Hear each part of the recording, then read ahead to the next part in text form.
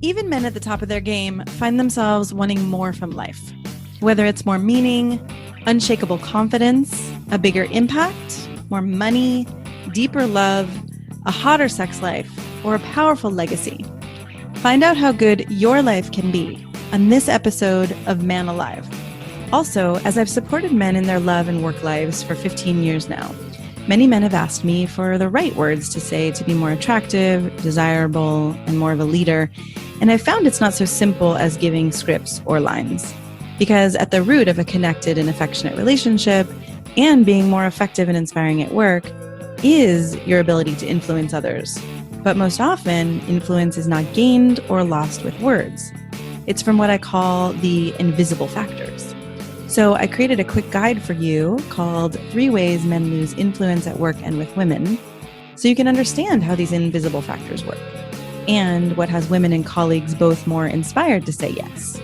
I think you're also going to be surprised to find out the moment when your influence actually begins. So grab the guide for free at shanajamescoaching.com/3ways. That's shanajamescoaching.com/3 and the word ways, WAYS. Or you can text ALIVE to 44144. That's the word ALIVE, ALIVE, to 44144. I hope you enjoy the guide and this episode. Hello and welcome to this episode of Man Alive. I'm your host, Shana James, and I'm here by myself today. I've been trying a couple more of these solo episodes when I have a topic I feel excited about, and I've been thinking a lot these days about dating and relationship in midlife. And there are some particular challenges that happen in midlife that I wanted to talk about, and I wanted to talk about actually some what I see as really profound opportunities, because there's often a discussion of how things fade or change, right? Our bodies are drooping and our sex drive is sometimes fading, or we're in a relationship where that spark, just isn't there as much. We haven't cultivated it as much. There are other things, that get in the way. Work is more important. We're more set in our ways. And sometimes we have other people to think about, kids and family, and sometimes parents are dying and we're taking care of kids at the same time. So there's a lot that happens in midlife and that's challenging. And we also have some things on our side, right? Time has passed in a way that we tend to be more mature. Now, I will make a caveat here that if you haven't done your work, if you haven't done therapy or coaching or transformational workshops or, read self-help books, if you haven't really explored your own inner world, then this may not hold true for you. But what I'm going to say is that there's a possibility here. And, it takes a little bit of work to get to this place where I'm going to give you some ways that dating and relationship in midlife can actually be beautiful and rich and meaningful and passionate and profound. But if you're not doing your work, if you haven't done your work, you may not yet know how to get there, right? This may not be intuitive to you. So we can circle back around to that after and see what you might need. Part of what changes is that in our 20s and even our 30s, we can be more attached to our identities or needing to prove something. I'm strong, I'm powerful, often for men. I've got it all together. I know what I'm doing here. And as we get older, that can shift a little bit. We can be humbled by life and humbled by death and illness and loss and grief and all of that. So when we start to bring that into relationship and dating, that humility can actually create much more room for intimacy, much more connection than we're used to when we're younger. And I think there's also, and again, this could be a possibility if this isn't true for you yet, but there's also a way of letting go of someone else is going to complete me, or this fantasy picture that I had of my life is actually real and viable, right? I remember sitting in the car with my son one day when we were listening to a fairy tale, and his little voice from the back seat after the fairy tale ended said, but Mom, happily ever after isn't real, is it? And I felt both crushed and elated at the same time, because I thought, oh no, this is like, do I tell him that, Santa Claus, the Easter Bunny, the Tooth Fairy, like, do we talk about how they're not real? Or do I let him live in this fantasy? And I realized in that moment that my life and relationships has been much harder because I grew up in this Disney era and these, what are they, rom-com movies where people live happily ever after, and we're not actually shown the challenges. And so we actually had a really lovely conversation about, meaningful conversation about the fact that happily ever after isn't real, and that people can be happy and there can be a lot of good in life, but that there are also a lot of challenges. So when you start to have a deeper knowing of yourself and how you work and what happens when you're happy and what happens when you're not happy, and you start to have a willingness to be curious rather than make assumptions about others, relationship can be much more exciting and deep and healing even. If you've listened to this podcast before, you know that I got divorced. It's almost 7 years ago now. So I've been dating in midlife, and it's been a ride. It's been really interesting and really fascinating, challenging, exciting. There's been so many things that have happened. But one of the things that touches me most is the fact that as someone who likes to go deep and have really intimate relationships, I have dated men who I've initiated in a way into a different kind of relationship than they ever knew was possible, right? I've had men say to me, I never knew I could be loved or cared for so much, or I never knew I could show these vulnerable parts and still be loved. And, a man said to me, I've never had a woman hold me while I cried and then actually still be attracted to me. So there is this idea that it's one or the other, right? I can kind of be like a girlfriend to a woman, and we can be emotional together and we can cry and share these things, or I can be in a romantic relationship and then I've got to be the rock and be the man who has it together and the one who she's always attracted to. Remember, I recorded an episode, I don't think I ever put it out, but it was called The Two Bobs. And I'll see if I can find it. It was a man who I talked to who basically said, like, his wife was attracted to him when he was the solid, got it together, the man in control, the man in power. And when he came to her and had some more emotions or had some struggles, suddenly she lost her attraction. And that was really painful for him, of course, right? And so we were looking at, what do you do in that situation? What do you do when a woman only feels drawn to you when you are powerful? Now, that is work that I often do with women too, because I help women actually see that the more they can hold you in your vulnerability, the more you'll actually step into your power, is what I found, right? The more you'll feel your heart, and they'll get to feel connected in the ways that they want to in that way, but that you'll also step into much more of your power at the same time.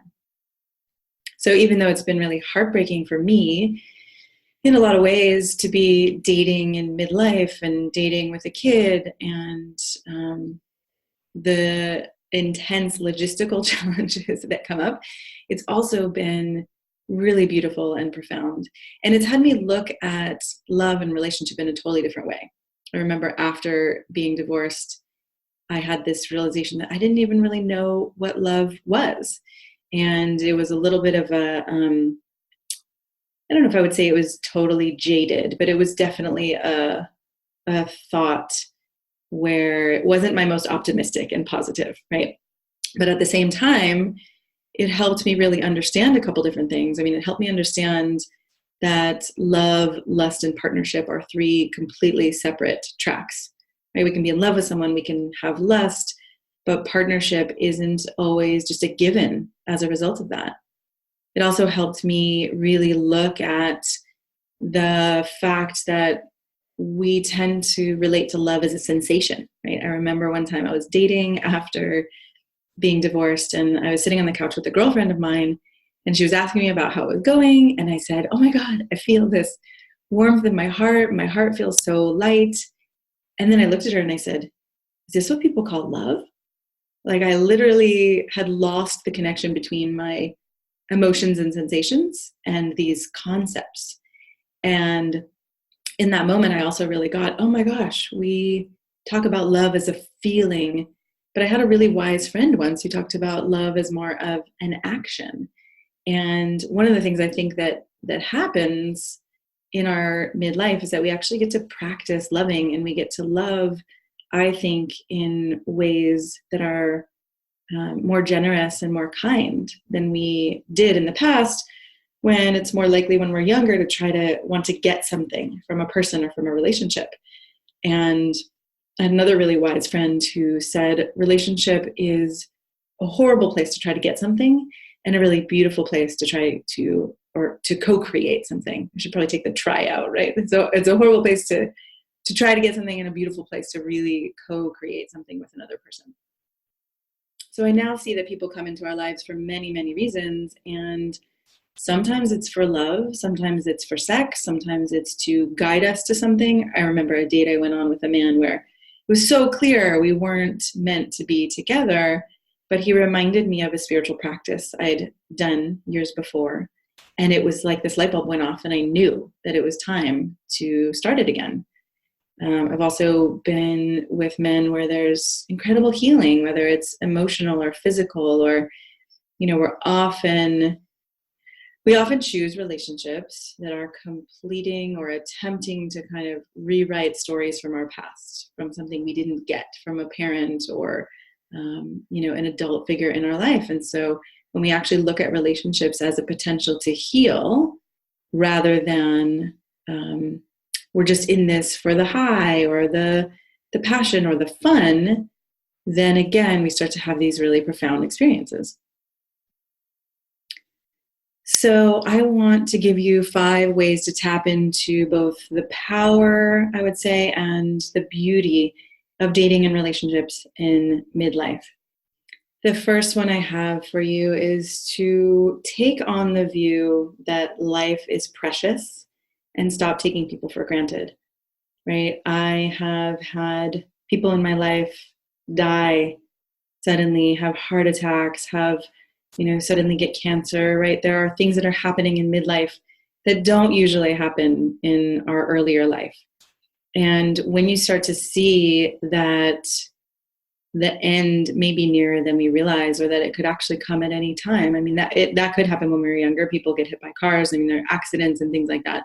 So it's always happening, but I think it becomes much more prominent as we get older and we start to see people pass on. And what this really makes possible is that you can start to be more intentional in your life. And I'm not saying to be Pollyanna and sweep things under the rug and not actually be honest about things when they're challenging, right? That's a pitfall that I think many men can fall into. But it's also to really start to, whether it's meditate on or just bring into your consciousness that this could be over. And what are the things you want to experience? And what are the ways you want to connect that you haven't yet? And what are the ways that you're hesitating and holding back, right? And is it really worth it? Is it really worth it to hold yourself back or hesitate when you may never then get to experience something in your life that you've really wanted to? Building on that one, the second one is then to really start to figure out and ask for what you want, right? It's easy to glide through life and think, well, this is just what relationships are. They're hard and people fall out of love and the passion fades, and to get really uninspired and sometimes resentful and sometimes numb. But usually they happen side by side. Usually there's like some numbness, but also this bitterness and resentfulness and blaming it on the other person. And when I start to work with men around what they actually want, right? Letting go of the ideas of, I'm too much. A woman told me, years ago that I was too sexual or too emotional or, too much of something. When I really coach men to start to get clear what they actually want it creates this incredible shift in their lives. They start to feel more inspired. They start to feel more excited. And then I help them start to ask for it and to build up that courage and the confidence and learn to have these challenging conversations where, things have been shoved under the rug for so long that they can be really surprising to someone. If you're on a date, then it's great actually because there's no history there. But if you're in a relationship, it can be kind of shocking and surprising.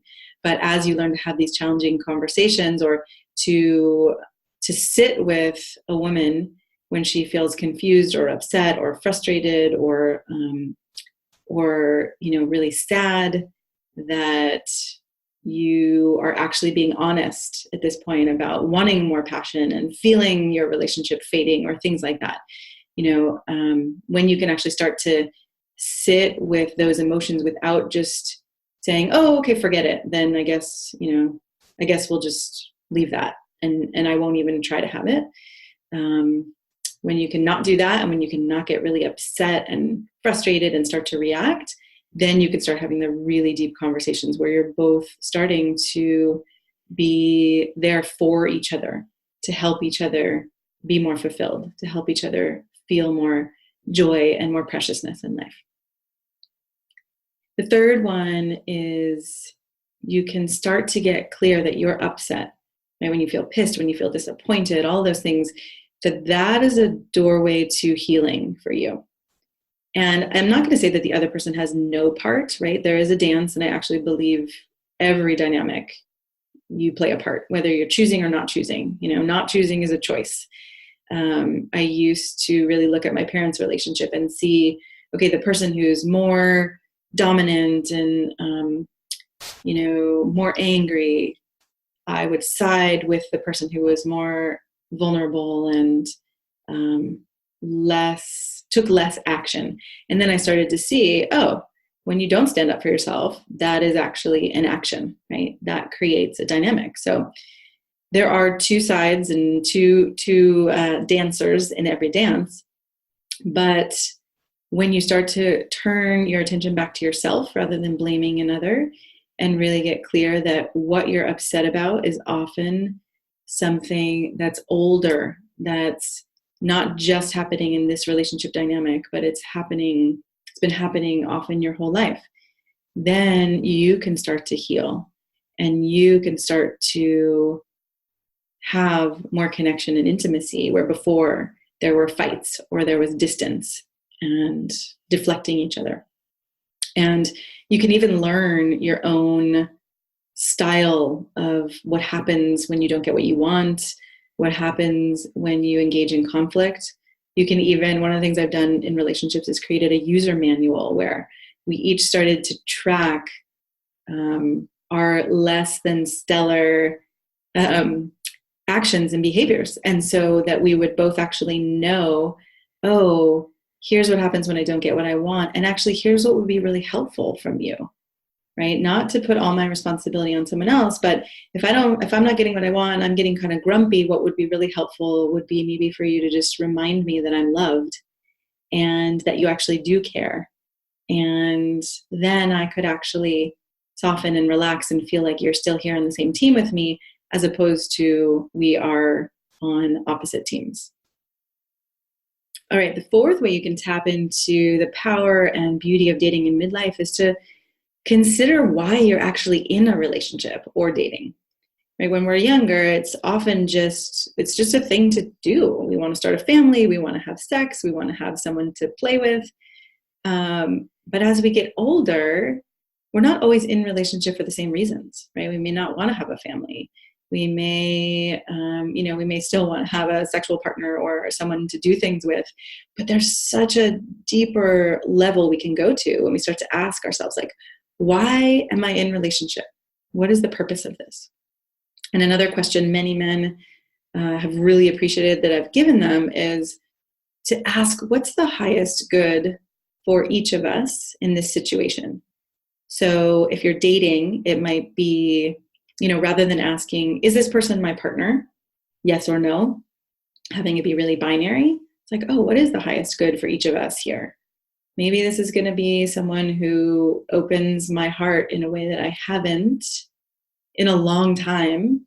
And yet this isn't the person I'm going to partner with, but I'll be more ready for the next relationship. Or maybe this is someone who's going to help me open to my creativity. Maybe this is someone who's going to become a dear, dear friend and open me to some experiences I've never had before, right? If you're in relationship already, what's the highest good for each of us in this situation? Maybe more you're in a particular dynamic, or there's something you each want from each other, and really getting clear why you want it as opposed to just that you want it can help both of you feel connected and both of you feel really inspired to create it together. And the fifth way I'll say to tap into the beauty and power of dating in midlife is to start to learn to love for real. I shared about how after getting divorced, I realized I really didn't know what love was. And my really wise friend was saying that love is more of an action than a feeling. When you love someone, you take care of someone. When you love someone, you care about them in a way that you want what's best for them. Love in our main cultural context often tends to be about, it's not necessarily that it's all about controlling someone, but there is an element of control. Well, if I control this person in a way, or there's often a subconscious aspect to this, but if I'm powerful in a certain way, I'm afraid this person might leave me. Or if I am sexual too soon, this person won't love me. Or we can play these games where we manipulate and attempt to control people. Even monogamy can be a way of, well, I need this person to love me and love me only, right? So I've been having a conversation with a client recently where he's dating and he's looking at, well, why do I need to be the only one in this woman's life? Is it really about my pride and my ego more than it's actually about a real need that I have? So when you start to, what I call, learn to love for real, right, there's more of a generosity. There's more of a question of, how can I love this person well in the way that she or he wants to be loved? Not in the way that I want to love that person, because my way of feeling loved may be really different than that person's way of feeling loved. If you've read the book by Gary Chapman, The 5 Love Languages, it's a really powerful book on understanding that we can be in a relationship dynamic where I don't feel loved even though you feel like you're loving me, because our love languages are different. And so it's not translating to me as love. So when I think about learning to love for real, it does kind of take on this, there's more of a maturity, there's more of a generosity, there's more of a checking our assumptions and actually being willing to get to know someone versus thinking we already know someone and putting them in a box and thinking, well, you were that way last year, or you were that way yesterday, so this is who you are today, so I'm going to relate to you like that. When you learn to love for real, you bring curiosity back into the mix and you allow people to grow and become who they are, rather than trying to get them, like I said, in this way of controlling to stay who they've been because that's better for you. All right, those were the 5 ways to start to experience more of the power and beauty of dating and relationship in midlife, rather than the pain, the struggle, the loss, the frustration, the confusion. So I know that all of that is there. And I also want to orient you toward what's possible. So let me know how this went for you, what you got out of it. Feel free to email me, comment on the Facebook page. And I hope this is helpful. And I really hope for you that you bring more of yourself than maybe you did when you were younger, right? That you bring more of your desires, more of your truth, more of your struggles, more of what's not working for you, and that you use this midlife opportunity to get honest and real because it really does. In a session yesterday, I was talking to a man about how he was with a woman and the spark wasn't really there, and he was starting to wonder if it was ever going to be there. And then they had a really honest conversation. They got more vulnerable and more honest, and suddenly the spark was back. So if you have experienced or are experiencing relationships where the spark is fading, the connection is fading, honesty is often a really powerful tool to bring that back. All right, let me know if you have questions, and I hope you enjoyed this episode. I'm so glad you joined us for today's episode of Man Alive. I hope it gives you a sense of what's possible and how good your life can be. If you like what you heard, I'd be so grateful for you to subscribe to Man Alive and write a quick review that helps men like you find us. And again, head over to shanajamescoaching.com/manalive to get outtakes, videos, and raw footage I only share there. These are some of the most interesting parts of these expert conversations. You can also grab your copy of The Unknown Power to accelerate your career and solidify your confidence with women, because the two are related, and I know you don't have to settle for one or the other. Join us each week for a new episode of Man Alive.